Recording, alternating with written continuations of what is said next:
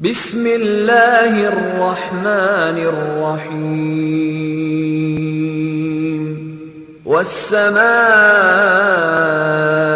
والطارق وما أدراك ما الطارق النجم الثاقب إن كل نفس لما عليها حافظ فلينظر الإنسان مما خلق من ماء دافق يخرج من بين الصلب والترائب. السلام عليكم ورحمة الله وبركاته.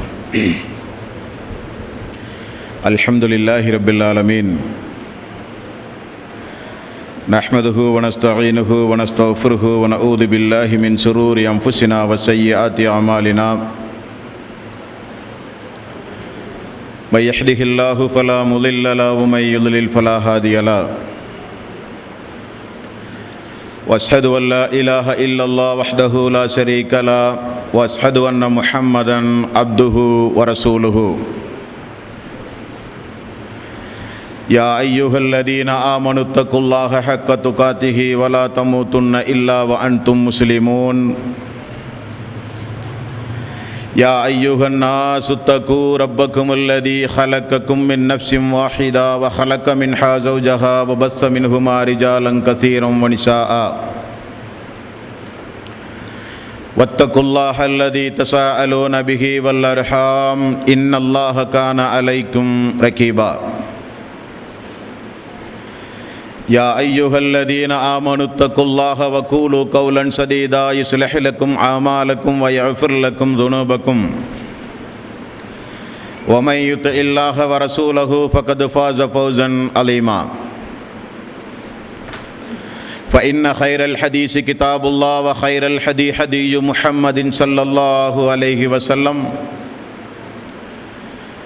وشر الأمور محدثاتها وكل محدثة بدعة وكل بدعة ضلالة وكل ضلالة في النار.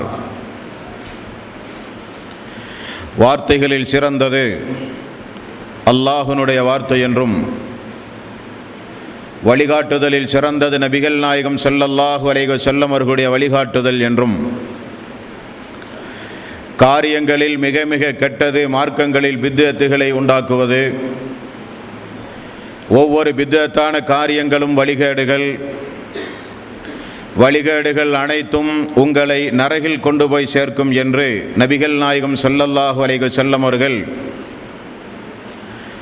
தங்களுடைய ஒவ்வொரு சொற்பொழிவின் துவக்கத்திலும் இந்த மனித சமுதாயத்திற்கு நினைவுறுத்தியதை சிறப்புமிக்க ரமலானுடைய மாதத்தில் அல்லாஹ்வினுடைய ஆலயத்தில் ஒன்று கூடியிருக்கின்ற உங்களது சிந்தனையிலும் அந்த நபிமொழியை நினைவுபடுத்தி எனது உரையை ஆரம்பம் செய்கிறேன். இணை வைத்தல், பித்அத்துகள், அனாச்சாரங்கள், மூட பழக்க வழக்கங்கள், சடங்கு சம்பிரதாயங்களை விட்டும் அமல்களை பாழாக்கி மறுமை நாளில் நரகத்திற்கு அழைத்து செல்லுகின்ற அனைத்து தீய எண்ணங்கள் நடவடிக்கைகளை விட்டும் நம் எல்லோரையும் அல்லாஹ் காப்பாற்றி அல்லாஹ்வினுடைய மார்க்கத்தில் சொல்லப்பட்ட சட்டதிட்டங்களுக்கு ஏற்ப நம்முடைய வாழ்வை நாம் அமைத்து மரணிக்கும் பொழுது உண்மை முஸ்லீமாக மரணித்து மறுமை நாளில் உத்தம தோழர்களோடு அல்லாஹ் நம் எல்லோரையும் எழுப்பி சொர்க்கத்தில் உன்னதமானவர்களோடு அல்லாஹ் நம் அனைவர்களையும் ஒன்று சேர்ப்பானாக. அன்பிற்கும் பாசத்திற்கும் உரிய சகோதரர்களே, தாய்மார்களே, பெரியோர்களே, புனிதமிக்க இந்த ரமலானுடைய மாதத்தில் உத்தம நபியின் உன்னத தோழர்கள் என்கிற ஒரு தலைப்பின் கீழ் இஸ்லாத்திற்காக வேண்டி தன்னை அர்ப்பணம் செய்து அல்லாஹ்வினுடைய அன்பையும் அருளையும் இந்த உலகத்திலேயே பெற்று நபிகள் நாயகம் ஸல்லல்லாஹு அலைஹி வஸல்லம் அவர்களால் சொர்க்கவாசி என்று மனமாற வாழ்த்தி சொல்லி உலகத்திலிருந்து வாழ்ந்து மரணித்தவர்கள் சஹாபாக்கள். அப்படிப்பட்ட அந்த சஹாபாக்களுடைய வாழ்க்கை வரலாறை நாம் அறிந்து கொள்வதன் மூலம் நம்முடைய நிகழ்கால வாழ்வை திறம்பட அமைப்பதற்காகவும் எதிர்கால வாழ்வை திட்டமிட்டு அமைப்பதற்காக வேண்டியும் உதவும் என்கிற அடிப்படையில் அந்த நாயக தோழர்களுடைய வாழ்க்கை வரலாற்றை இன்றிலிருந்து நாம் அறிந்து கொள்ள கடமைப்பட்டிருக்கிறோம். இந்த உலகத்தில் நாங்கள் சாவதற்காக வேண்டி மட்டும் பிறந்தவர்கள் அல்ல, சாதிக்க பிறந்தவர்கள் என்பதை நிரூபித்தவர்கள் சஹாபாக்கள். இந்த உலகத்தில் பிறந்த நாங்கள் மரணிப்பதற்குள் உலக வரலாற்றில் பிரகாசிப்போம் என்பதை நிரூபித்து காட்டியவர்கள் சஹாபாக்கள். அப்படிப்பட்ட சஹாபாக்களுடைய வாழ்க்கை வரலாறுகளை நாம் அடிக்கடி தெரிந்து கொள்வதன் மூலம் நம்முடைய ஈமான் வலுப்பெறும், தக்வா அதிகமாகும், விலை மதிக்க முடியாத ஹிதாயத்தை நாம் பாதுகாக்க முடியும். ஆகவே சொல்லப்படுகின்ற நாயகத் தோழர்களுடைய வாழ்க்கை வரலாற்றை கூர்ந்து கவனித்து அதிலிருந்துள்ள படிப்பினைகளை நம்முடைய வாழ்வில் நாம் பின்பற்றி நாமும் இன்ஷா அல்லாஹ் நாடினால் அந்த நாயகத் தோழர்களோடு அல்லாஹ்வினுடைய அந்த சொர்க்கச் சோலையில் குடும்பம் குடும்பமாக நாம் அனைவரும் நிச்சயம் ஒன்றாக இருக்க முடியும். தோழர்களே, இன்றைய தினம் இஸ்லாத்தில் தன்னை இணைத்து கொண்ட, ஏன் இஸ்லாத்தை ஏற்றுக்கொள்ளாத இஸ்லாமிய வரலாறுகளோடு தொடர்புடைய பெரும்பான்மை மக்களால் அறிந்து கொண்ட ஒரு நாயகத் தோழர் தான் பிலால் ரலியல்லாஹு அன்ஹு. இவரை அறியாத முஸ்லிம்களே இல்லை என்று சொல்லலாம். இஸ்லாமிய பாடல்களை இயற்றுகிறவர்கள் இவருடைய தியாகங்களை முன்னிலைப்படுத்தித்தான் இயற்றுகிறார்கள். குரல் வளை நெருக்கப்பட்ட போதிலும் இறுதி வரை ஈமானோடு இருந்தவர் என்கிற புகழ் பாடலுக்குரியவர் பிலால் ரலியல்லாஹு அன்ஹு. பார்ப்பதற்கு மெலிந்த உடல், சுருட்டை தலைமுடி, தடித்த உதடு, தந்தையும் அடிமை தாயும் அடிமை, அடிமை பெற்றோர்களுக்கு பிறந்த காரணத்தினால் அவரும் அடிமையாகவே உலகத்தில் வாழ வேண்டிய சூழ்நிலை ஆரம்பத்தில். நல்ல பாரம்பரியம், சிறந்த குடும்பம், பாரம்பரிய செல்வாக்கு என்று சொல்வதற்கில்லை பிலால் ரலியல்லாஹுடைய வாழ்க்கை வரலாறு. சந்தைகளில் விற்க வந்த பிலால் ரலியல்லாஹு அவர்களே சொல்லுகிறார்கள், நான் எப்படியெல்லாம் மக்காவிலே வாழ்ந்தேன், இஸ்லாத்தில் என்னை இணைத்தேன், அல்லாஹ்வுடைய ரசூலுடைய அன்புக்கு பிறகு என்னுடைய அந்தஸ்து எந்த அளவுக்கெல்லாம் உயர்ந்தது, உலக மக்கள் எல்லாம் ஏன் கியாம நாள் வரை அவரை ஒரு கட்டத்தில் நினைவு கூறுகிற அளவுக்கு பிலால் ரலியல்லாஹு அவர்கள் உலக வரலாற்றில் உன்னத இடத்தை பெற்றார்கள். சந்தைகளில் விற்க வரும்போது பணம் கொடுத்து வாங்குகின்ற முதலாளிகள் எல்லாம் சுற்றி இருக்கும் பொழுது ஒவ்வொரு அடிமையும் தன்னுடைய வலிமையை வெளிப்படுத்த வேண்டுமாம். அதற்காக வேண்டி சாட்டைகளை வைத்து குத்துவார்கள், தோளுகளை கிள்ளி பார்ப்பார்கள், தோளுகளை தேவைப்படும் போது பீத்தெடுப்பார்கள், சாட்டைகளால் அடித்து எங்களை ஓடச் சொல்லுவார்கள்.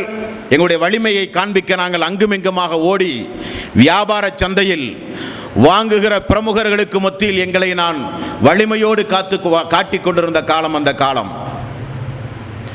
உமையா என்பவன் என்னை அடிமை விலை கொடுத்து வாங்கினான். அவரிடத்தில் ஒரு சில பேரிச்சம்பழங்களுக்காக என்னுடைய வாழ்க்கையை அர்ப்பணித்தவன் நான். பிலால் ரலியல்லாஹு அவருடைய தாயினுடைய பெயர் ஹமாமா என்று சொல்லப்படுகிற தாய். அவர்களுடைய தந்தை ரபாஹ் என்கிறவர் அவருடைய தந்தை. ஆனால் ஒரு துரதிர்ஷ்டவசம், தாய்க்கும் தந்தைக்கும் தெரியாது, தான் பெற்று வளர்த்தி ஆளாக்கிய தனது மகன் அடிமையாக இருந்தாலும் சொர்க்கத்தில் அல்லாஹ்வுடைய ரசூலோடு ஒன்றாக இருக்கிற அளவுக்கு உன்னதமான ஒரு மகன் என்று பெற்றோருக்கே தெரியாது. காரணம், இவர் இஸ்லாத்தை ஏற்ற பிறகு தாய் தந்தையர்கள் எல்லாம் இழந்து விட்டார். இவர் இஸ்லாத்தை ஏற்று அல்லாஹ்வுடைய ரசூலுடைய நல்வாழ்த்திற்கு உரியவர் என்று பெற்றோர்களுக்கே தெரியாது.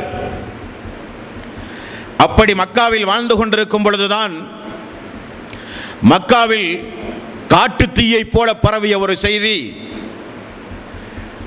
அப்துல் முத்தலிஃபுடைய பேரனும் அபூ தாலிஃபினுடைய தம்பியினுடைய மகன் அப்துல்லாவுடைய மகனும் இறை தூதர் என்கிற ஒரு செய்தி மக்கா மாநகரெங்கும் காட்டு தீயை போல பரவியது. தாய் இல்லாத, தந்தை இல்லாத, அனாதையாக வாழ்ந்து கொண்டிருக்கிற ஒரு மனிதர் திடீரென்று நபி என்று கூறுவதா என்கிற காட்டு கூச்சல். எல்லா எஜமானர்களும் தங்களுடைய வீடுகளில் அவர்களை பற்றி பேசுகிறதைப் போல உமையாவை பார்க்க வருகிறவர்களும் முஹம்மது நபி ஸல்லல்லாஹு அலைஹி வஸல்லம் அவர்களை குறித்து கோபதாபத்தோடு ஆச்சரியத்தோடு விழிபிதுங்கி பேசுகிற பொழுதெல்லாம் உமையா பதில் சொல்லுகிற காட்சி, முஹம்மது என்ன சொல்கிறார் என்று பரிமாறுகிற சம்பவம் அனைத்தையும் இடுப்புக்கு கீழ் ஒரு அரைஜான் துண்டை கட்டிக்கொண்டு தடித்த உதடோடு பார்ப்பதற்கு அன்றைய காலத்தில் அருவருப்புக்கத்தக்க தோற்றத்தோடு நின்று வேடிக்கை பார்த்து கொண்டிருந்தவர் தான் பிலால் ரலியல்லாஹு அன்ஹு. அன்பானவர்களே, அல்லாஹு தஆலா இந்த உலகத்தில் யாருக்கு ஈமானை கொடுத்தாக வேண்டும் என்று தீர்மானித்தானோ அதை யாராலும் தடுக்க முடியாது. யாருடைய உள்ளத்தை அல்லாஹு தஆலா சீல் வைத்து விட்டானோ அந்த சீலை உலக மக்களே திரண்டெழுந்தாலும் திறக்கவே முடியாது. அல்லாஹு தஆலா இவரை இஸ்லாத்திற்கு பயனுள்ளதாக ஆக்க வேண்டும் என்று முடிவு செய்தால் எங்கிருந்தாலும் எந்த சூழ்நிலையில் இருந்தாலும் அல்லாஹு தஆலா எட்ட வைப்பான், சமுதாயத்தில் உயர்த்தி காட்டுவான், வரலாறு படைக்க செய்வான், வருகிற தலைமுறைகள் அனைவர்களும் நினைவு கூட்டுகிற அளவுக்கு வாழ வைப்பான். எடுத்துக்காட்டு பிலால் ரலியல்லாஹு அன்ஹு. ஒரு நாள் அவர் சொல்லுகிறார், நான் ஒரு சபையில் இருந்தேன். அந்த சபையில் முஹம்மது நபி ஸல்லல்லாஹு அலைஹி வஸல்லம் அவர்களை பற்றி உள்ள பேச்சுக்கள் நடந்து கொண்டிருந்தது. உமையா அன்றைக்கு ஜுமஹு வம்சம் என்று சொல்லப்படுகிற மிகச்சிறந்த வம்சத்தினுடைய மாபெரும் தலைவர் உமையா, எனது எஜமான். அவரை சந்திப்பதற்காக ஜுமஹு குடும்பத்தார்களும் அரபு கோத்திரத்தார்களும் எல்லாம் வந்து ஒரு நாள், இந்த முஹம்மதை அடக்குவதற்கு ஆள் இல்லையா, நபி என்று கூறுவது மட்டுமல்ல அடிமையும் எஜமானர்களும் சமம் என்று சொல்லுகிறார். லாத்து உஸ்ஸா போன்ற 360 சிலைகளை ஒவ்வொரு துறைகளுக்கும் நாம் ஏற்படுத்தி, வணிகத்திற்கு ஒரு கடவுள், மழைக்கு ஒரு கடவுள், வறுமையை போக்க ஒரு கடவுள், நோய் தீர்க்க ஒரு கடவுள், கோரிக்கையை நிறைவேற்ற ஒரு கடவுள், பாவ மன்னிப்புக்கு ஒரு கடவுள், அல்லாஹ்விடத்திலே நெருக்கத்தை ஏற்படுத்த ஒரு கடவுள், அவனிடத்திலே பரிந்து பேச ஒரு கடவுள், நமக்காக வேண்டி அல்லாஹ்விடத்திலே வாதாடுவதற்கு ஒரு கடவுள் என்று பல கோடி கோடி கடவுள்களை வைத்து வணங்கி வருகிற நம்முடைய சமுதாயத்தில் வணக்கத்திற்குரியவன் அல்லாஹ் ஒருவன் மட்டும் போதும் என்று சொல்லுகிறார் முஹம்மது என்றெல்லாம் விபச்சாரம் செய்யக்கூடாது, அடிமைகளை நோவினை செய்யக்கூடாது, பெண்களை கொடுமை செய்தல் கூடாது, குறிப்பாக பெண் குழந்தைகளை கொல்லக்கூடாது, விபச்சாரம் கூடாது, கொலை கூடாது, மது கூடாது என்றெல்லாம் சீர்திருத்த பணிகளை முன்வைத்து வணக்கத்திற்குரியவன் அல்லாஹ் ஒருவனை தவிர யாருமில்லை என்று சொல்லுகிறாரே என்றெல்லாம் எரிச்சல் பட்டு பேசுகிற அந்த சபையில் தான் பிலால் ரலியல்லாஹு அன்ஹுடைய உள்ளம் மெல்ல மெல்ல திறக்க ஆரம்பிக்கின்றது. அதுவரை தன்னுடைய எஜமானுடைய சபையில் யார் பேசினாலும் என்ன பேசுகிறார்கள் என்றெல்லாம் கேட்க மாட்டார். கேட்டாலே அடி கொடுக்கக்கூடிய காலம். காரணம், அடிமைகளை பொறுத்தவரையில் அது ஒரு பழுதூக்கும் கருவியாகத்தான் அன்றைக்கு பயன்படுத்தப்பட்டது. ஆடு மாடு கோழிகளுக்கு கூட மரியாதை இருந்தது. அன்றைக்கு அடிமைகளுக்கு அந்த உரிமையும் மரியாதையும் கூட கொடுக்கப்படாத காலம். ஆனால் என்னவோ தெரியவில்லை, அன்றைக்கு மட்டும் நான் செவியை கொஞ்சம் சாய்த்து கொடுத்து பார்த்தேன். அவர்கள் முஹம்மது நபி ஸல்லல்லாஹு அலைஹி வஸல்லம் அவர்களை பற்றி பேசிக் கொண்டிருந்தார்கள். பேச்சினுடைய ஒவ்வொரு வரிகளும் அது என்னை நோக்கி சொன்னதை போலவே இருந்தது. காரணம், எஜமானனும் அடிமையும் சமம் என்கிற ஒரு வார்த்தை. இந்த வார்த்தை யார் சொல்லுவார் இந்த மனித சமுதாயத்தில்? அடிமைகளுக்கும் விடுதலை என்பது கனவாக இருந்த காலம் அந்த காலம். நம்முடைய வாழ்வு, நம்முடைய சகாப்தம் இத்தோடு முடிந்தது என்று நினைத்துக் கொண்டிருந்த பிலால் ரலியல்லாஹு அன்ஹு அவர்கள் மெல்ல மெல்ல ரசூலுல்லாஹி ஸல்லல்லாஹு அலைஹி வஸல்லம் எங்கிருக்கிறார் என்று விசாரித்தார். எல்லோரும் உறங்குகிற பொழுது யாருக்கும் தெரியாமல் ரசூலுல்லாஹி ஸல்லல்லாஹு அலைஹி வஸல்லம் அவர்களை போய் பார்த்தார். யார் என்ற விசாரிப்புக்கு பிறகு ரசூலுல்லாஹி ஸல்லல்லாஹு அலைஹி வஸல்லம் இஸ்லாத்தை எடுத்து சொன்னார். எடுத்து சொல்லி யாருக்கும் தெரியாமல் இஸ்லாத்தை மறைமுகமாக ஏற்றுக்கொண்டார். நிலைமையை உங்களுடைய கண் முன்னால் நீங்கள் கொண்டு வர வேண்டும். காரணம், இன்றைக்கு இந்த 650 கோடி மக்கள் இருக்கிற இந்த உலகத்தில் 2011ஆம் ஆண்டிலே நாம் இருக்கிறோம். இந்த உலகத்தில் எங்கு வேண்டுமானாலும் போய் பயணம் செய்து எந்த மூலையில் வேண்டுமானாலும் போய் நின்று கொண்டு அஷ்ஹது அல்லா இலாஹ இல்லல்லாஹ் அஷ்ஹது அன்ன முஹம்மதர் ரசூலுல்லாஹ் என்று சொல்லுகிற உரிமையை நமக்கு பெற்று தந்தவர்கள் அந்த சஹாபாக்கள். இஸ்லாத்தை தழுவினேன் என்று சொல்லுவதற்கு பயந்த காலம். நேற்றைக்கு நான் உங்களுக்கு நினைவுறுத்தி இருப்பேன். அம்ர் இப்னு அபஸா என்கிற ஒரு தோழர், அவர் இயற்கையிலேயே உருவ வழிபாட்டை வெறுத்து வாழ்ந்தவர். இயற்கையிலேயே இந்த நிர்வாணமாக வலம் வருவது, காட்டுக்கூச்சல் போடுவது, சீக்கி அடிப்பது, கைத்தட்டுவது, ஆடல் பாடல்களோடு இபாதத்து செய்வது, சிறுபிள்ளைகளை கொல்வதை, உபச்சாரம் புரிவது, அடிமைகளை கேவலமாக நடத்துவது, இவைகளை எல்லாம் பார்த்து வெதும்பி நிச்சயம் இவைகள் எல்லாம் அல்லாஹ்வுக்கு ஒப்பான காரியமாக இருக்காது என்று கிராமத்து புறத்தில் தனிமையாக வாழ்ந்தவர் அம்ர் இப்னு அபஸா என்கிற ஒரு நபித்தோழர். அவருக்கு செய்தி எட்டுகிறது. நாம் என்ன கொள்கையில் இருக்கிறோமோ அதே கொள்கையை வலியுறுத்தி ஒரு மனிதர் அல்ல, ஒரு இறை தூதரே மக்காவுக்கு வந்திருக்கிறார். இறைவன் தேர்ந்தெடுத்து அனுப்பி இருக்கிறான் என்கிற செய்தியை கேள்விப்பட்டு யாருக்கும் தெரியாமல் மக்கா வந்து அலி ரலியல்லாஹு அன்ஹு அவர்களைப் போல நெருக்கமாக இருக்கிற குடும்பத் தோழர்களை கண்டுபிடித்து ரசூலுல்லாஹி ஸல்லல்லாஹு அலைஹி வஸல்லம் எங்க இருக்கிறார் என்று கேட்டார்கள். போய் கேட்டு அவர் இஸ்லாத்தை தழுவினார். யா ரசூலல்லாஹ், இவ்வளவு நெருக்கடியான இந்த நேரத்தில் உங்களை பற்றி பேசினாலே மிகப்பெரிய எதிர்ப்பு இந்த மக்காவில் வருகிற இந்த ஆரம்ப நேரத்தில் இந்த மார்க்கத்தை ஏற்றுக்கொண்டவர்கள் யாராவது உண்டுமா யா ரசூலல்லாஹ்? ரசூலுல்லாஹி ஸல்லல்லாஹு அலைஹி வஸல்லம் அவர்கள் சொன்னார்கள், எனது மனைவி கதீஜா. வஹி வந்தவுடன் ஆரம்பத்தில் வந்து சொன்னது தனது மனைவி கதீஜாவிடத்தில், அவள் இஸ்லாத்தை ஏற்றிருக்கிறார். வேறு யாராவது உண்டுமா யா ரசூலல்லாஹ்? ஒரு அடிமையும் உண்டு, ஒரு எஜமானனும், ஒரு சுதந்திரமானவரும் உண்டு. யா ரசூலல்லாஹ், அந்த சுதந்திரமானவர் யார்?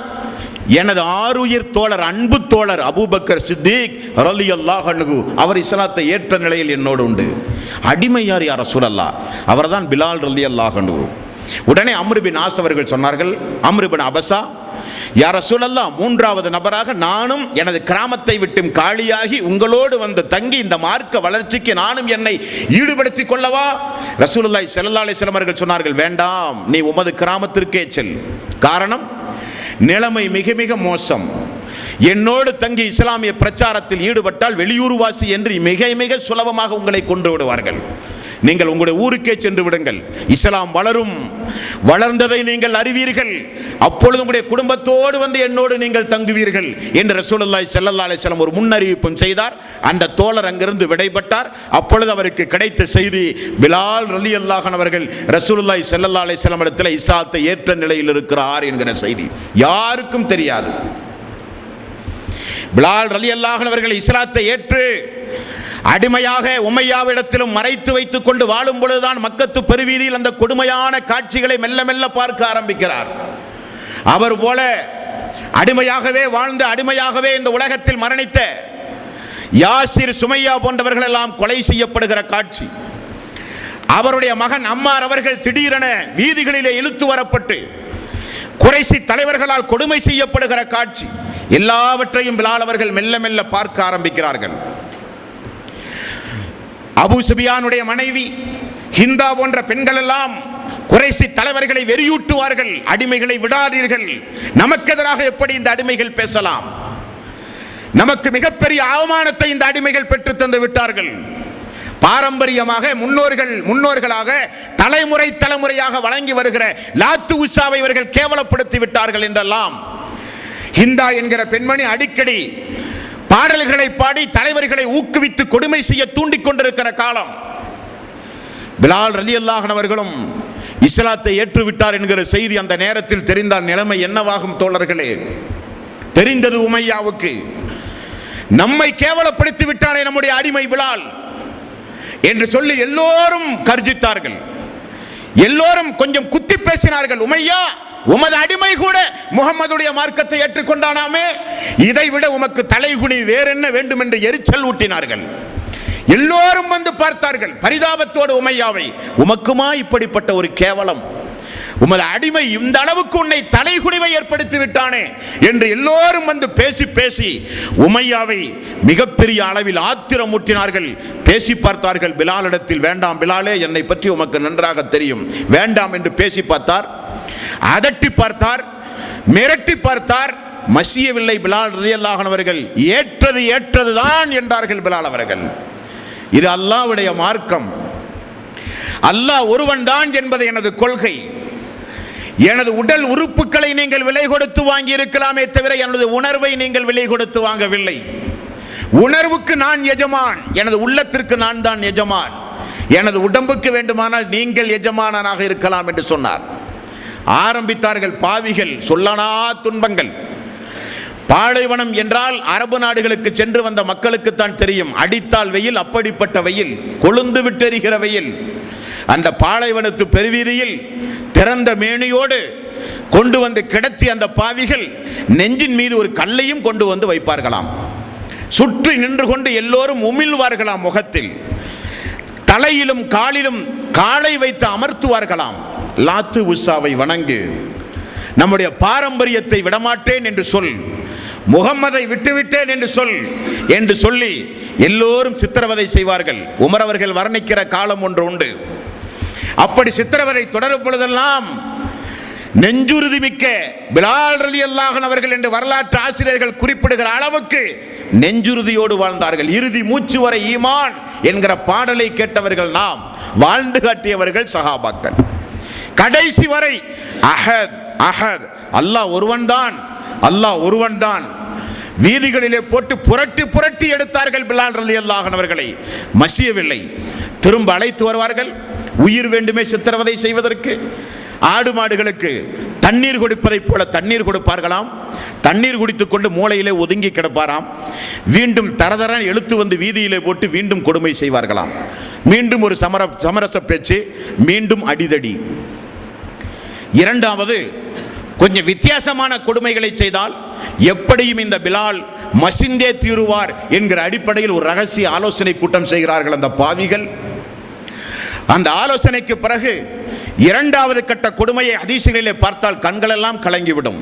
கழுத்திலே ஒரு கயிறை போட்டு இழுத்து கட்டி மேடு பள்ளம் கணக்க கால்வாய் என்று பாலைவனத்து பெருவீதியில் மக்கத்து வீதியில் சிறு பிள்ளைகளுடைய கைகளிலே கொடுத்து வீதி எங்கும் இழுத்து வரச் சொன்னார்கள். தரதரவென இழுத்து வரப்பட்டார் பிலால் ரலியல்லாஹு அன்ஹு. ஒரு கட்டத்தில் மயக்கமுற்று கீழே விழுந்து உதடு மட்டும் அசைவதை பார்த்து எல்லா குறைசிகளும் ஓடி வந்தார்கள். குறிப்பாக உமையா ஓடி வந்தான். நான் வெற்றியடைந்து விட்டேன் என்கிற கூச்சலிட்டு ஓடி வந்தான்.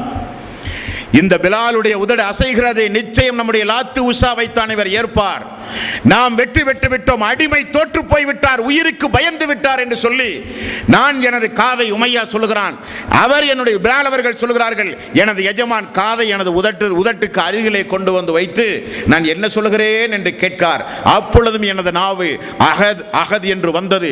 செத்து தொலை அடிமையே என்று எனது எஜமான் அப்பொழுதும் என்னை காலால் மிதித்து விட்டு சென்றார். மயக்கம் தெளிந்தவுடன் கொண்டு வாருங்கள் அந்த அடிமையை என்றார்கள். நான் தூக்கி கொண்டு செல்லப்பட்டேன் எனது எஜமானிடத்தில். மீண்டும் தண்ணீர் தொளித்து தண்ணீர் குடிக்க வைத்து உயிர் இருக்கிறதா என்று பார்த்து உயிர் இருக்கிறது என்று தெரிந்தவுடன் ஹிந்தாவும் அபூ சுபியானும் பெரிய பெரிய குறைசி கோத்திர தலைவர்கள் எல்லாம் உமையாவை அழைத்து ரகசிய பேச்சு பேசுகிறார்கள். இரக்கம் காட்டு பிலாலின் மீது, அன்பு காட்டு, பாசம் காட்டு, பரிந்து பேசு, எளிமையாக மிக கனிவாக பிலாலிடத்தில் நடப்பதின் மூலம் அவனை நீ திருத்தி எடுக்க முடியும். இனி நாம் அவனை வேதனை செய்வதில் அர்த்தமில்லை என்று எல்லோரும் துப்பாக்கியை கீழே போட்டு விடுகிறார்கள்.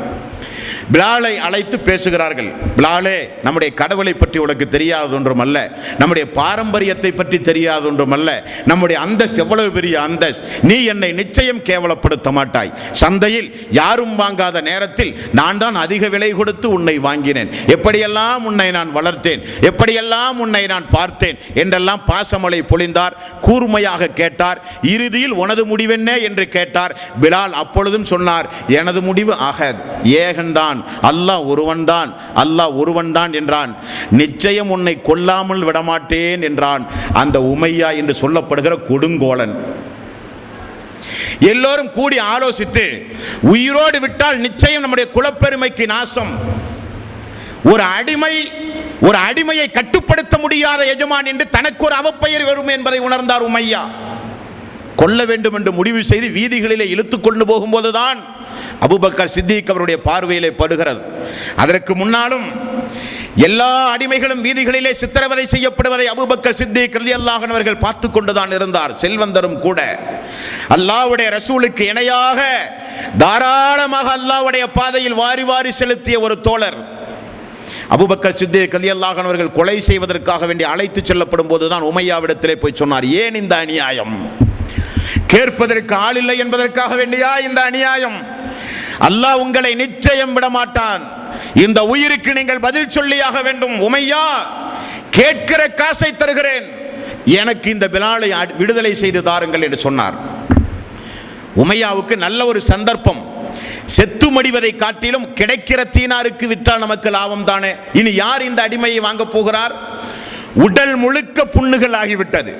எங்கு பார்த்தாலும் இரத்த காயங்கள். 24 மணி நேரம் இரத்தம் உடம்பிலே வழிந்தோடுகிற ஒரு அடிமை. யாரும் காய்ந்த பேரித்தம்பளத்திற்கு கூட வாங்காத ஒரு சூழ்நிலை.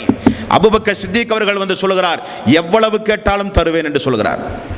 அவர் சொல்கிறார், ஒரு 5 தீனாருக்கு எடுத்துக்கொண்டு போ என்றார். சடாரன் 5 தீனாரை கொடுத்து எடுத்து வாங்கினார். நடந்து செல்லும் போது ஹிந்தாவும் உமையாவும் அபூபக்கர் அவர்களை பார்த்து சொன்னார்கள், அபூபக்கரே தெரிந்து கொள், நீ வெறுமனே கேட்டிருந்தால் கூட நான் இந்த பிலாலை உன்னிடத்திலே ஒப்படைத்திருப்பேன். ஏன், அரை தீனாருக்கு கேட்டால் கூட நான் தந்திருப்பேன் என்று சொன்னபோது அபூபக்கர் சித்திக் அவர்கள் சொன்னார்கள், 1000 தீனார் கேட்டாலும் நான் தந்திருப்பேன் என்றார்கள். 1000 தீனார் கேட்டாலும் இந்த பிலாலுக்காக வேண்டி நான் தந்திருப்பேன் என்று சொல்லி உரிமை விட்டவர் அபூபக்கர் சித்திக் ரலியல்லாஹு அன்ஹு அவர்கள். இரத்த காயத்தோடு அர்க்கம் என்கிற வீட்டில் ரசூலுல்லாஹி ஸல்லல்லாஹு அலைஹி வஸல்லம் உடைய அந்த வீட்டிற்கு பிலால் அவர்கள் கொண்டு செல்லப்பட்டார்கள். அவர் சொல்லுகிறார், இரத்த காயத்தோடு எழுந்து நிற்கக்கூட முடியாமல் அடிக்கடி மயக்கமுற்று படுத்த நிலையிலேயே இருக்கிற பொழுது திடீரென இரவு நேரத்தில் ஒருவர் என்னை எழுப்புவார், மலஜலம் கழிக்க அழைத்து சொல்லுவார், தண்ணீர் தருவார், இரவு நேரத்தில் என்னிடத்தில் என்னுடைய புண்ணுக்கு ஆறுதலாக மருந்திடுவார், ஆறுதலாக நல்ல வார்த்தை சொல்லுவார். பகல் நேரத்தில் கண் விழித்து பார்க்கும் போது அவர்தான் ரசூலுல்லாஹி ஸல்லல்லாஹு அலைஹி வஸல்லம் அவர்கள் என்று எனக்கு தெரிந்தது என்று சொல்லி அல்லாஹ்வுடைய ரசூலோடு வாழ்க்கை மெல்ல மெல்ல கழிந்து கொண்டிருக்கும் பொழுதுதான் இஸ்லாமிய வரலாறு ஆரம்பமாகிறது. தோழர்களே, இஸ்லாமிய வரலாற்றில் ஆரம்ப காலகட்டத்தில் இஸ்லாத்தை ஏற்ற நபர்கள் என்கிற ஒரு பட்டியல் உண்டு. ஆரம்ப காலகட்டத்தில் இஸ்லாத்தை பகிரங்கப்படுத்திய மனிதர்கள் என்கிற ஒரு பட்டியல் உண்டு. ஆரம்ப காலகட்டத்தில் சொல்லனா துன்பங்களை இஸ்லாத்தில் அனுபவித்த சோழர்கள் என்கிற ஒரு பட்டியல் உண்டு. எல்லா பட்டியலிலும் இடம்பெறுகிற ஒரு தோழர் தான் பிலால் ரலியல்லாஹு அன்ஹு. உமர் ரலியல்லாஹு அன்ஹு அவர்கள் நினைவுபடுத்துகிற ஒரு சம்பவம். ஒரு நாள் சுஹைப், மிக்தாத், பிலால், அம்மார் எல்லோரையும் குறைசிகள் வீதிகளிலே கொண்டு வந்து நிறுத்தினார்கள். நிறுத்தி முகம்மதை இயேசு லாத்து உஸாவை வணங்கி இல்லாவிட்டால் கொன்று விடுவோம் என்று 4 பேரையும் சித்திரவதை செய்தார்கள் குறைசிகள். இதை கூட்டம் கூட்டமாக எல்லோரும் பார்ப்பதைப் போல நானும் பார்த்தேன். பிலால் ரலியல்லாஹு அன்ஹு அவர்கள் சொல்கிறார்கள், அப்பொழுதும் இந்த பிலாலை நான் பார்த்திருக்கிறேன். லாத்து உஸாவை வணங்குகிறோம், முகம்மதை ஏசுகிறோம் என்று சொல்லி உயிரை காப்பாற்றுவதற்கு அம்மார் கூட முன் வந்தார். அப்படி அவர்கள் லாத்து உஸாவை வணங்குகிறோம் என்று சொன்னவுடனே ஓடு அடிமையின் மக்களே என்று சொல்லி விரட்டி அடிப்பார்கள். அப்பொழுதும் நாவினால் கூட நான் சொல்ல மாட்டேன் என்று சொல்லி அஹத் அஹத் என்று ஏகத்துவத்தை சூளுரைத்தவர் பிலால் ரலியல்லாஹு அன்ஹு. ஹிஜ்ரத் முதற்கொண்டு அனைத்து தியாகங்களையும் செய்து மதீனா சென்றவுடன் தான் மாஷா அல்லாஹ் அவருடைய வாழ்வை குறித்து சொல்கிறார், சுதந்திர பறவையாக மதீனாவிலே சுற்றித் திரிந்த காலம் அந்த காலம்.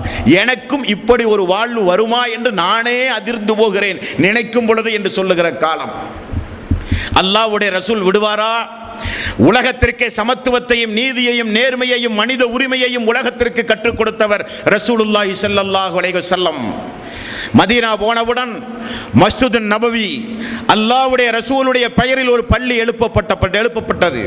எல்லா தோழர்களும் ஜமாத்தோடு சேர்ந்து தொழுக, ஜுமா தொழுகை நடத்த, பெருநாள் குத்துபாக்கள் நடத்த, கலந்து ஆலோசிக்க பாராளுமன்றமாக ஒரு பள்ளி வாயில் மஸ்ஜித் நபவி உருவாக்கப்பட்டவுடன் எப்படி பாங்கு சொல்லுவது, மக்களை எல்லாம் தொழுகைக்கு குறிப்பிட்ட நேரம் அழைக்க வேண்டுமே, எப்படி அழைப்பது என்கிற ஆலோசனை செய்யும் போது ஒவ்வொரு நபித்தோழர்களும் ஒவ்வொரு ஆலோசனை. மணி அடிப்போமா ஒவ்வொரு நேரத்திலும், அல்லது கொம்பு ஊதுவோமா? அரசவை காலங்களில் நீங்கள் பார்க்கலாம், கொம்பு ஊதுவார்கள். ஏதாவது முக்கிய அரசாங்க அறிவிப்பு செய்யும் போது கொம்பு ஊதுகிற பழக்கம். அப்படி கொம்பு ஊதி மக்களை அழைப்போமா, மணி அடித்து அழைப்போமா, தீப்பந்தத்தை ஏற்றி குன்றின் மீது நின்று கொண்டு மக்களுக்கு ஒரு அறிவிப்பு செய்து பாங்கோ செய்யும் இதுதான் தொழுகையுடைய நேரம் என்று சொல்லுவோமா என்று எல்லோரும் கலந்து ஆலோசிக்கும் போது உமர் ரலியல்லாஹு அன்ஹு அவர்கள், யார சொல்லலாம், நான் ஒரு கனவு கண்டேன், இப்படிப்பட்ட வாசக அமைப்பு முறையெல்லாம் அந்த கனவில் ஒரு மனிதர் எனக்கு சொன்னார் என்று சொல்லும் போது அல்லாஹ்வுடைய ரசூலும் அதை அங்கீகரித்து அந்த பாங்கு யார் சொல்லுவது, அதுதான் முக்கியமான விஷயம். யார் சொல்லுவது? எனது பிலால் சொல்ல வேண்டும் என்றார்கள் ரசூலுல்லாஹி ஸல்லல்லாஹு அலைஹி வஸல்லம். அன்றைக்கு அவர் ஆரம்பித்த அந்த பாங்கு உலக அழிகிற நாள் வரை சொல்லும் பொழுதெல்லாம் நமக்கு ஞாபகம் வர வேண்டும். துவக்கியவர் நம்முடைய பிலால். ரசூலுல்லாஹி ஸல்லல்லாஹு அலைஹி வஸல்லம் அவர்கள் சொன்னார்கள், பாங்கு யார் சொல்லுகிறாரோ அந்த பாங்கோசையை கேட்கின்ற உயிர் உள்ள உயிர் அற்ற காய்ந்த ஈரமான அனைத்து பொருள்களும் அவருக்காக வேண்டி அல்லாஹ்விடத்திலே பரிந்து பேசும் என்றார்கள் ரசூலுல்லாஹி ஸல்லல்லாஹு அலைஹி வஸல்லம். பாங்கு சொல்லுகிற நபருக்குரிய சிறப்பு, பாங்கு சொல்லுகிற நபருக்குரிய சிறப்பு தொலைவருகிற மக்களுக்குரிய கூலியை போல அவருக்கும் கூலி உண்டு என்றார்கள் ரசூலுல்லாஹி ஸல்லல்லாஹு அலைஹி வஸல்லம். முஅத்தினுக்குரிய சிறப்பு, பாங்கு சொல்லுகிற மனிதர் மறுமை நாளில் நீண்ட கழுத்துடைய அழகாக மறுமை நாளில் சொர்க்கத்திற்கு அழைக்கப்படுவார் என்றார்கள் ரசூலுல்லாஹி ஸல்லல்லாஹு அலைஹி வஸல்லம். அந்த சிறப்புக்குரிய பரிசை பெற்றவர் பிலால் ரலியல்லாஹு அன்ஹு. எப்பொழுதும் அல்லாஹ்வுடைய ரசூலை சார்ந்தே வாழ்க்கை நடத்துகிற ஒரு பாக்கியத்தோழர். அல்லாஹ்வுடைய ரசூலோடு வாழ்க்கை நடத்தும் பொழுதுதான் அந்த மிகப்பெரிய ஒரு நற்செய்தி அவருடைய காதிலே விழுகிறது. பிலாலே என்று ரசூலுல்லாஹி ஸல்லல்லாஹு அலைஹி வஸல்லம் அழைத்தார். என்ன யா ரசூலல்லாஹ், நான் நேற்று இரவு கனவு கண்டேன்.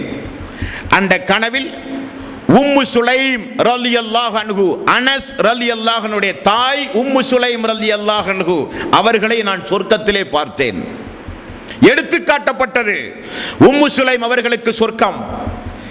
அப்படியே அந்த தாயை அல்லாஹ்வுடைய ரசூலுடைய சிற்றன்னையும் கூட, பால் குடித்த சகோதரி என்கிற அடிப்படையில் சிற்றன்னை என்பது கூட, ருமைசா என்கிற பட்டப்பெயர். ருமைசாவை சொர்க்கத்திலே பார்த்து திரும்பும் பொழுது ஒரு மாளிகையை பார்க்கிறேன். அந்த மாளிகையை ஒரு பெண் ஒருத்தி பாதுகாத்து கொண்டிருந்தாள், ஹூருல் ஈன். ஜிப்ரீலிடத்திலே கேட்டேன், யார் இந்த மாளிகை, யாருக்கு இந்த மாளிகை, இந்த பெண் யார் என்று கேட்டேன். இந்த மாளிகை வேறு யாருக்காக வேண்டியும் அல்ல, மதீனாவில் உங்களோடு வாழ்ந்து கொண்டிருக்கிற உங்களுடைய உமருக்குரிய மாளிகை என்று சொல்லப்பட்டது. உமர் அவர்கள் சபையில் இருந்தார். ரசூலுல்லாஹி ஸல்லல்லாஹு அலைஹி வஸல்லம் அவர்கள் சொன்னார்கள், உமர் அவர்களே, உங்களுடைய மாளிகைக்குள்ளே போய் சுற்றித் திரிந்து பார்க்க வேண்டும் என்ற ஆசை இருந்தது.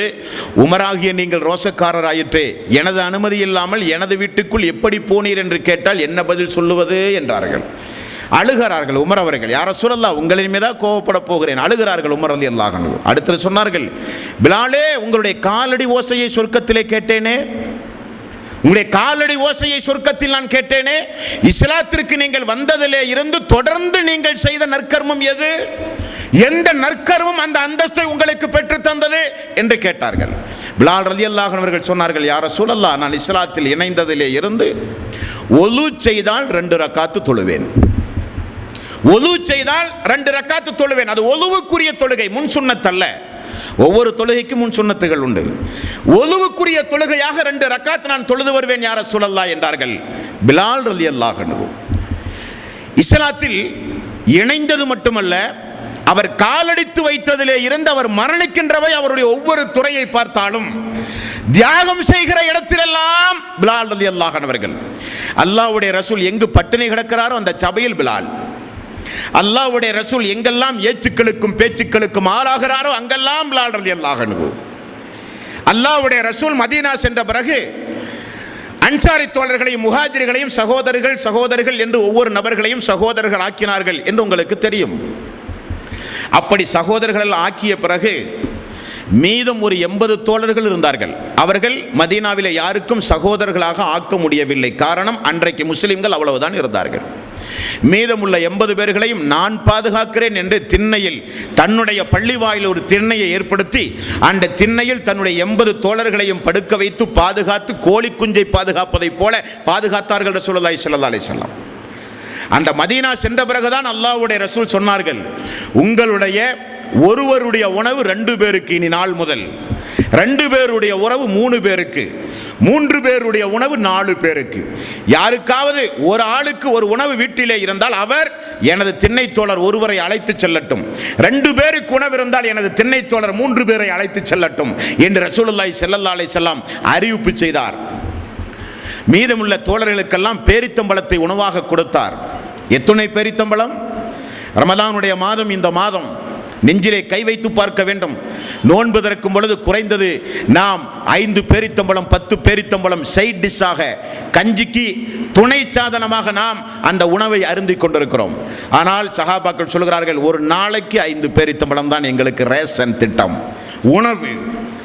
பிலால் ரலியல்லாஹு அன்ஹு அவர்கள் ஒரு கட்டத்திலே வந்து சொல்லுகிறார், யா ரசூலல்லாஹ், பேரித்தம்பழத்தை உண்டு உண்டு உண்டு உண்டு உடம்பெல்லாம் இறுகி விட்டது, மலமெல்லாம் இறுகி விட்டது, யா ரசூலல்லாஹ், நீர் கலந்த உணவு எங்களுக்கு கிடைக்காதா என்று கேட்டார். யா ரசூலல்லாஹ், எங்களுக்கு ஆடை இல்லையே, ஆடை கிடைக்காதா என்று சஹாபாக்கள் கேட்பார்கள். யா ரசூலல்லாஹ், வீடு இல்லையே, மழை வெயில் என்று பாராமல் திண்ணையிலேயே படுத்துக் கொடுக்கிறோமே என்று கேட்பார்கள். அப்பொழுதெல்லாம் ரசூலுல்லாஹி ஸல்லல்லாஹு அலைஹி வஸல்லம் யாராவது இப்படி கேட்டால் உடனே கொஞ்சம் எல்லோரும் வாருங்கள், எல்லோரும் வாருங்கள் என்று எல்லோரையும் அமர வைத்து ஒரு பயான் செய்வார் ரசூலுல்லாஹி ஸல்லல்லாஹு அலைஹி வஸல்லம்.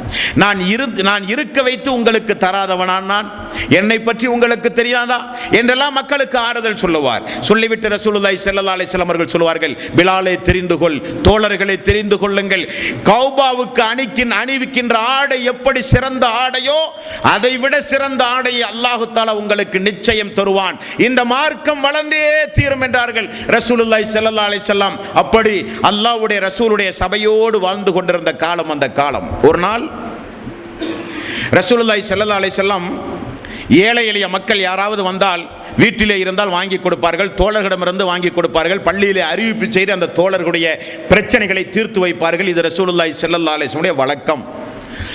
ஒரு நாள் ஒரு முனாஃபிக்கிடமிருந்து ஒரு ஏழை எளிய ஒரு தோழர் வந்து விட்டார். தோழர்களிடத்திலே காசு பணம் இல்லை, வீட்டிலும் இல்லை. பிலாலை அழைத்து ரசூலுல்லாஹி ஸல்லல்லாஹு அலைஹி வஸல்லம் அவர்கள் சொன்னார்கள், பிலால் அவர்களே, யாரிடமிருந்தாவது காசு பணத்தை பெற்று என்னிடத்திலே கடனாக வாங்கி தாருங்கள், தோழர்களின் பிரச்சனைகளை தீர்ப்போம் என்று சொல்ல பிலால் அவர்கள் கடனாக வாங்கி கொடுத்தார் ரசூலுல்லாஹி ஸல்லல்லாஹு அலைஹி வஸல்லம் அவர்களுக்கு.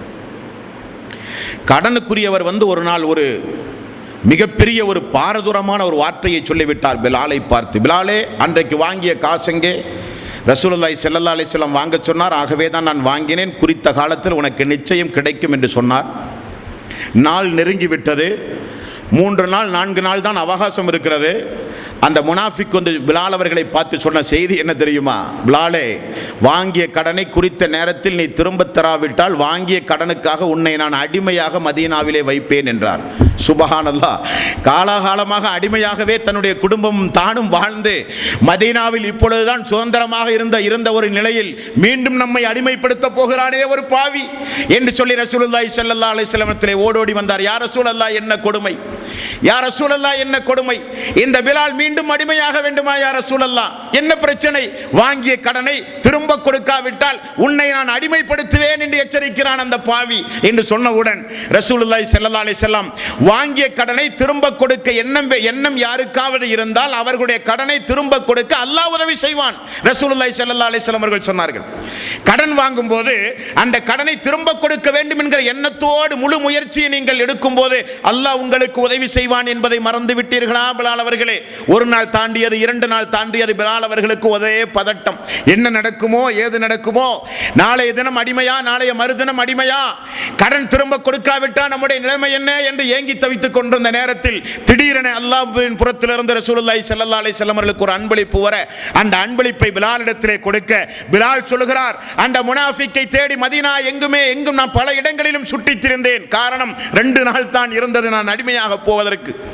ஓடிப்போய் அவனிடத்திலே கொடுத்த அன்றைக்கு எனக்கு இருந்த மகிழ்ச்சியை போல வேறு என்றைக்கும் நான் மகிழ்ச்சி அடைந்ததே கிடையாது என்று சொல்லுகிற ஒரு சந்தர்ப்பம் கூட பிலால் ரலியல்லாஹு அன்ஹுடைய வாழ்க்கையிலே வந்து போனதுண்டு தோழர்களே. இப்படித்தான் பிலால் ரலியல்லாஹு அன்ஹு அவர்கள் மெல்ல மெல்ல இந்த இஸ்லாமிய மார்க்கத்தில் தன்னை இணைத்துக் கொண்டு அல்லாஹ்வுடைய ரசூலோடு வாழ்ந்து கொண்டிருக்கும் பொழுதுதான் பத்ரு போர் நடக்கிறது. பத்ரு போரில் எல்லோரும் பங்கெடுக்கிறார்கள். ரசூலுல்லாஹி ஸல்லல்லாஹு அலைஹி வஸல்லம் சபையிலே எல்லா தோழர்களைப் போல இந்த பிலால் அவர்களும் இருந்தார்கள். பத்ரு போர் முடிந்தது. அப்துர் ரஹ்மான் இப்னு அவுஃப் எவ்வளவு பெரிய பிரசித்தி பெற்ற நபித்தோழர் உங்களுக்கு தெரியாது ஒன்றும் அல்ல. வரலாற்றில் மிகச்சிறந்த ஒரு நபித்தோழர். அவருடைய வாழ்க்கை வரலாற்றையும் இன்ஷா அல்லாஹ் நாம் பார்க்க போகிறோம். அவர் பத்ரு போரில் உமையாவை மட்டும் பாதுகாத்து விட்டார். என்ன காரணம்? மக்கத்து குறைஷிகளிடத்தில் ஒரு பண்பு இருந்தது, உயர் பண்பு. என்ன பண்பு? வாக்கு கொடுத்தால் உயிரே போனாலும் அதை பாதுகாப்பார்கள். உமையாவை அப்துர் ரஹ்மான் இப்னு அவுஃப் பத்ரு போரில் பாதுகாக்க என்ன காரணம் என்றால், உமையாவும் அப்துர் ரஹ்மான் இப்னு அவுஃபும் நெருங்கிய நண்பர்கள். அவர்களுக்கு மத்தியில் ஒரு ஒப்பந்தம் எழுதப்பட்டிருந்தது. மக்காவில் அப்துர் ரஹ்மான் இப்னு அவுஃப் அவர்களுடைய குடும்பம், பிள்ளைகள், செல்வங்கள் எல்லாம் மக்காவில் இருந்தது. உமையாவிடத்திலே சொன்னார், இதை நான் பாதுகாப்பேன். உமையா சொன்னார், மதீனாவில் எனது குடும்பம் உண்டு, எனது சொத்துண்டு, அதை நீங்கள் பாதுகாக்க வேண்டும். உங்களுக்கு நான் பாதுகாப்பு, எனக்கு நீங்கள் பாதுகாப்பு. இருவரும் எழுதி ஒப்பந்தம் போட்ட ஒப்பந்த நகல் ஒன்று தயாரிக்கப்பட்டிருந்தது ஆரம்ப காலகட்டத்தில். அதன் அடிப்படையில் பத்ரு போர்க்களத்தில் உமையாவுக்கு ஒன்றுமாகிவிடக் கூடாது என்பதற்காக வேண்டி அப்துர் ரஹ்மான் இப்னு அவுஃப் உமையாவை பாதுகாத்து வைத்திருந்தார். பார்வையில் பட்டது பிலால் அவர்களுடைய பார்வையில். இரவு நேரத்தில் எல்லோரும் உறங்கிக் கொண்டிருக்கும் பொழுது உமையாவை பாதுகாக்க அப்துர் ரஹ்மான் இப்னு அவுஃப் கொடுத்த வாக்குறுதி மீறப்படக்கூடாது. வாக்கு மாற்றம் என்பது இஸ்லாத்தை தகர்த்தவனை போலாவான் என்றார்கள் ரசூலுல்லாஹி ஸல்லல்லாஹு அலைஹி வஸல்லம். அந்த வாக்குறுதியை காப்பாற்றுவதற்காக வேண்டி உமையாவை பாதுகாக்க எல்லோரும் உறங்குகிற நேரத்தில் இரவில் மட்டும் எழுந்து போய் உமையாவை பாதுகாப்பதற்காக வேண்டி கிட்ட போகிற நேரத்தில் பிலால் பார்த்து விட்டார். அன்சாரிகளே, முஹாஜிர்களே, தெரிந்து கொள்ளுங்கள், இதோ காலமெல்லாம் இந்த பிலாலை அடிமையாக்கி சித்திரவதை செய்து கொண்டிருந்த இந்த உமையா உயிரோடு வாழும் காலமெல்லாம் இந்த பிலாலுக்கு நிச்சயம் சமாதானமே கிடையாது. இந்த பிலாலுக்கு சமாதானம் தர விரும்புவோர் இல்லையா, இந்த பிலாலுக்கு சமாதானம் தர விரும்புவோர் இல்லையா என்றவுடன் உறங்கிக் கொண்டிருந்த தோழர்கள் எல்லாம் கண் விழித்து பார்க்கும் போது அப்துர் ரஹ்மான் இப்னு அவுஃபுக்கு அருகில் உமையா இருப்பதை பார்த்தார்கள். ஓடி போய் எல்லோரும் கொன்று விட்டார்கள். அவனை கொல்லுகிற அந்த பங்களிப்பில் பிலால் ரலியல்லாஹுடைய பங்களிப்பு உண்டு. சந்தோஷம் அடைந்தார். ஏகத்துவத்தை ஏற்றேன் என்கிற ஒரே காரணத்திற்காக வேண்டி சொல்லனா துன்பலம் கொடுத்த இந்த மிகப்பெரிய கொடுங்கோணன் இந்த போரில் கொல்லப்பட்டான் என்கிற ஒரு சந்தோஷம் பத்ரு போர்க்களத்தில் எனக்கு எழுந்தது. திரும்ப நான் வந்தேன். ரசூலுல்லாஹி ஸல்லல்லாஹு அலைஹி வஸல்லம் அவர்களோடு மெல்ல மெல்ல நான் வாழ்க்கையை கழித்துக் கொண்டிருக்கும் போதுதான் அந்த சம்பவம் நடந்தது. அல்லாஹ்வுடைய ரசூலுடைய மரண சம்பவம். அது ஒரு பாடமாக பேச வேண்டும். ரசூலுல்லாஹி ஸல்லல்லாஹு அலைஹி வஸல்லம் மரணம் என்பது ஏதோ ஹதீசுகளை பார்த்து படித்து கேட்டு ஏதோ ஒரு அரை மணி நேரம், ஒரு மணி நேரம் ஒரு உருக்கமான உரை நிகழ்த்துகிற ஒரு பாடம் அல்ல. நீங்கள் அங்கேயே செல்ல வேண்டும். 1400 ஆண்டுகளுக்கு முன்னால் மதீனாவுக்கு செல்ல வேண்டும். தினசரி அல்லாஹ்வுடைய ரசூலோடு பழகுகிற தோழர்களுடைய உள்ளத்திற்குள் நீங்கள் சென்றால் தான் ரசூலுல்லாஹி ஸல்லல்லாஹு அலைஹி வஸல்லம் இறப்பு இந்த பூமியில் ஏற்பட்ட மிகப்பெரிய ஒரு பாதிப்பு என்பதை அப்பொழுதுதான் நம்மால் புரிந்து கொள்ள முடியும். தாங்க முடியாத அல்லாஹ்வுடைய ரசூலுடைய மரண செய்தியை கேட்டு தாங்க முடியாமல் செய்தியை கேட்டவுடனே மயக்கம் போட்டு விழுந்த வீர தீர சிங்கங்கள் எல்லாம் மதீனாவிலே இருந்த காலம். அந்த காலம் பச்சை குழந்தை அழுவதைப் போல பிலால் ரலியல்லாஹு அன்ஹு அவர்கள் அழுதார்கள் என்று மதீனத்து தோழர்கள் சொல்லுகிறார்கள். அத்தோடு ஒரு முடிவெடுத்து விட்டார், இனி மதீனா நகரில் தான் பாங்கு சொல்ல போவதில்லை என்று. என்ன காரணம்?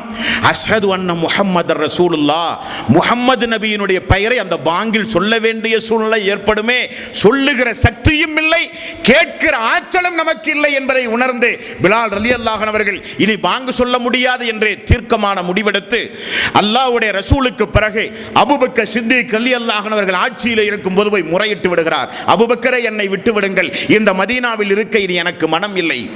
அல்லாஹ்வுடைய ரசூலுடைய மன்னரையை பார்த்து பார்த்து வாழ்வதற்கு எனக்கு மனமில்லை, பாங்கு சொல்ல எனக்கு மனமில்லை, இனி என்னால் பாங்கு சொல்ல முடியாது என்று போய் கலீஃபாவிடத்திலே முறையிட அபூபக்கர் சித்திக் ரலியல்லாஹு அன்ஹு அவர்கள் அன்பு தோழர், பாசத்திற்குரிய தோழர், அதிக நேசம் வைத்த அபூபக்கர் அவர்கள் சொல்லுகிறார், பிலாலே என்ன சொல்லுகிறீர் பிலாலே, நீங்கள் பாங்கு சொல்லாமல் வேறு யார் பாங்கு சொல்லுவது?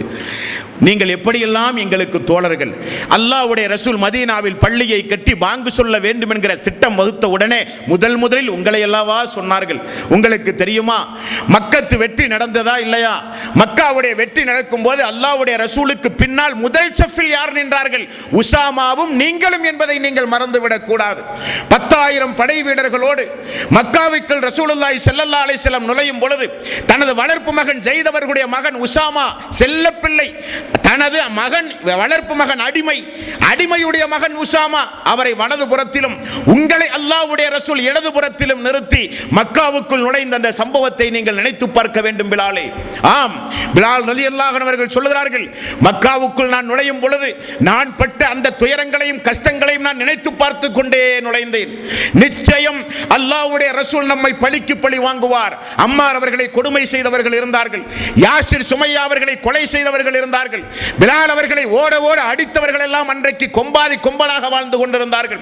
எல்லோரும் நினைத்தார்கள் பிலாலும் அம்மாரும் அவர்களோடு வருகிறவர்களும் நம்மை நிச்சயம் இனங்காட்டி கொடுப்பார்கள், அல்லாஹ்வுடைய ரசூலிடத்தில் பழிக்கு பழி முஹம்மது வாங்குவார் என்கிற திட்டத்தோடு எல்லோரும் பயந்து நடுநடுங்கிக் கொண்டிருந்த நேரம் ரசூலுல்லாஹி ஸல்லல்லாஹு அலைஹி வஸல்லம் மக்காவுக்குள் கதவை திறந்து நுழைய சாவியை கொண்டு வருமாறு ஆணையிட்டார். சாவி வந்தது.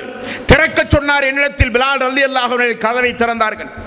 கதவு திறக்கப்பட்டு உள்ளே இருந்த 360 சிலைகளும் சத்தியம் வந்தது அசத்தியம் ஒளிந்தது என்கிற இறைவசனத்தோடு ரசூலுல்லாஹி ஸல்லல்லாஹு அலைஹி வஸல்லம் 360 சிலைகளையும் அப்புறப்படுத்தி முதலில் அல்லாஹ்வுடைய ரசூல் அழைத்து சென்றது இந்த பிலாலை தான். அந்த காபாவுக்குள்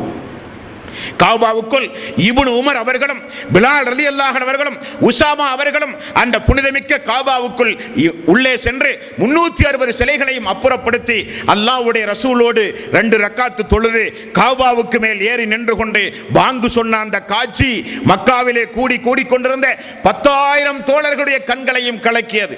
அஷ்ஹது அல்லா இலாஹ இல்லல்லாஹ் அஷ்ஹது அன்ன முஹம்மதர் ரசூலுல்லாஹ். அன்றைக்கு குறைஷிகள் சொல்லுகிறார்கள், ஆணவத்தோடு அகம்பாவத்தோடு வாழ்ந்து கொண்டிருந்த குறைஷிகளில் ஹாரிஸ் என்பவர் சொல்லுகிறார், இந்த அடிமை பிலாலுடைய இந்த வாசகத்தை கேட்கவா அல்லாஹ் இந்த மக்காவில் எங்களை உயிரோடு வாழ வைத்திருக்கிறான், என்ன கொடுமை என்று காதில் கை வைத்தானாம் அவன். இந்த முஹம்மதுக்கு உயர்குலத்தை சார்ந்த ஒரு மனிதர் இல்லையா இந்த பாங்கோசை சொல்ல? நாங்கள் கட்டி காப்பாற்றி பராமரித்த இந்த காபாவுக்கு மேல் ஏறி நின்று கொண்டு ஒரு அடிமையா பாங்கு சொல்ல வேண்டும்? இந்த காட்சியை பார்க்கவா அல்லாஹ் எங்களை உயிரோடு வாழ வைத்திருக்கிறான், சாகலாமே இதற்கு பதிலாக என்று குறைஷிகள் வெம்பி எழுந்த காலம் அந்த காலம். நினைத்து பார்க்கிறார் பிலால். இப்படியெல்லாம் எல்லா இடங்களிலும் எங்கே பிலால் என்று என்னை முன்னிலைப்படுத்திய அல்லாஹ்வுடைய ரசூலுடைய மரணத்திற்கு பிறகு மதீனாவில் என்னால் பாங்கு சொல்ல முடியாது என்று சொன்னவுடன் அபூபக்கர் சித்திக் அவர்கள் சொன்னார்கள், அதை நினைத்து பாருங்கள், இதை நினைத்து பாருங்கள். இந்த பள்ளிவாயில் கட்டிய காலத்திலே இருந்து ஃபஜ்ரிலிருந்து இஷா வரை உங்களை தவிர வேறு யார் அந்த அழைப்பை கொடுத்திருக்கிறார்கள்? எல்லா தோழர்களும் உங்களுக்கு என்ன குறை வைத்திருக்கிறார்கள்? அல்லாஹ்வுடைய ரசூலுடைய காலத்துக்கு பிறகு உங்களை குடும்பத்து உறுப்பினர்களை காட்டிலும் நேசிக்க நாங்கள் இல்லையா என்றெல்லாம் சொன்னபோது பிலால் அவர்கள் ஒரே ஒரு வார்த்தையை திரும்ப கேட்டார்.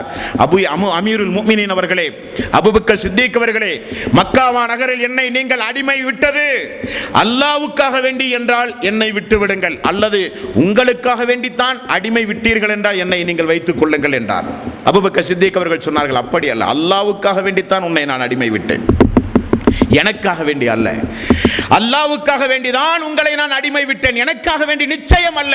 இருந்தாலும் அமீர் என்கிற அந்தஸ்தோடு மட்டுமல்ல, நட்பு என்கிற ஒரு காரணத்தோடு அல்லாஹ்வுடைய ரசூலோடு வாழ்ந்த நாமெல்லாம் அவருடைய மரணத்திற்கு பிறகும் இந்த மார்க்கம் உயிர் வருவதற்கு உங்களுடைய ஒத்துழைப்பு தேவை, பாங்கு சொல்லப்பட வேண்டும், முஅத்தினாக நீங்கள் பணிபுரிய வேண்டும் என்று மீண்டும் கட்டாயப்படுத்த மீண்டும் அவருடைய ஆட்சி காலத்தில் 2 ஆண்டு காலம் மதீனாவிலே பாங்கு சொன்னார். உமருடைய ஆரம்ப காலம், அபூபக்கர் சித்திக் அவர்கள் மரணித்த பிறகு உமர் அவருடைய ஆட்சி காலம் வந்தது. உமர் அவர்கள் ஆட்சி கட்டிலில் அமர்ந்த ஆரம்ப நேரத்தில் எவ்வளவு பெரிய அந்தஸ்தை பிலால் அவர்களுக்கு கொடுத்தார்கள் தெரியுமா?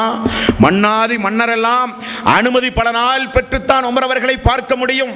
பெயரை கேட்டாலே பல மாத தொலைவு தூரத்தில் இருக்கிற எதிரிகளுடைய உள்ளங்கள் எல்லாம் நடுநடுங்குகிற அளவுக்கு அவர் ஒரு பாதையில் வந்தால் சைத்தான் இன்னொரு பாதையில் ஓடுவான் என்று ரசூலுல்லாஹி ஸல்லல்லாஹு அலைஹி வஸல்லம் அவர்கள் சொன்னார்கள். உமருடைய நாவில் இருந்து கொண்டு அல்லாஹ் பேசுகிறான் என்றார்கள் ரசூலுல்லாஹி ஸல்லல்லாஹு அலைஹி வஸல்லம். அந்த உமர் ரலியல்லாஹு அன்ஹு ஆட்சி காலத்தில் அவருக்கு அருகில் வலதும் இடதுமாக 2 இருக்கைகள் எப்பொழுதும் இருக்கும். ஒரு நாள் அபூ சுபியான் அவர் மக்கா வெற்றிக்கு பிறகு இஸ்லாத்தை ஏற்றார். ஹிந்தா இஸ்லாத்தை ஏற்றார்கள். அந்த அபூ சுபியான் உமர் அவர்களை பார்ப்பதற்காக வேண்டி சந்தோஷமாக வந்தார்.